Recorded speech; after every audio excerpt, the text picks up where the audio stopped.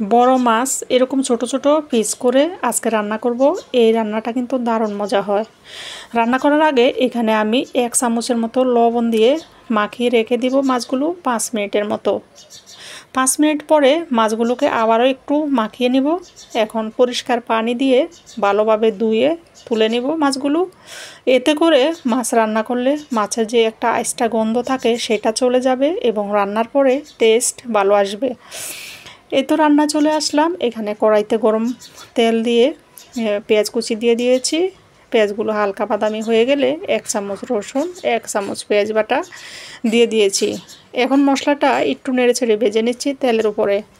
ভেজে নেওয়া হয়ে গেলে এখানে টমেটো আর কাঁচামরিচ বাটা এখানে দিয়ে দিলাম। গুঁড়া মশলার মধ্যে লাল মরিচের গুঁড়ো, হলুদের গুঁড়ো 1 চামচ করে, ধনিয়া এবং জিরার গুঁড়ো 1/2 চামচ করে এবং স্বাদমতো লবণ দিয়ে মশলাটা আরেকবার তেলের উপরে নেড়েচেড়ে নিয়েছি।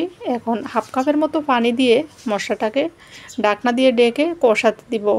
ভালোভাবে কষানো হয়ে গেলে আবার নেড়েচেড়ে দেখতেই পাচ্ছেন মশলার উপর থেকে তেল ভেসে উঠেছে। তখনই বোঝা যাবে যে মশলাটা ভালোভাবে কষানো হয়ে গিয়েছে। এখন উপর থেকে মাছগুলো দিয়ে নেড়েচেড়ে মিডিয়াম আঁচে ঢাকনা দিয়ে ডেকে কিছুক্ষণ পর পর নেড়েচেড়ে দিব।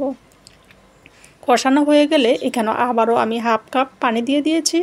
যেহেতু মাছ রান্না করতে বেশি সময় লাগে না, পানি শুকানো পর্যন্তই রান্না করব, একদম মাখা মাখা হয়ে যাবে আজকে এখানেই।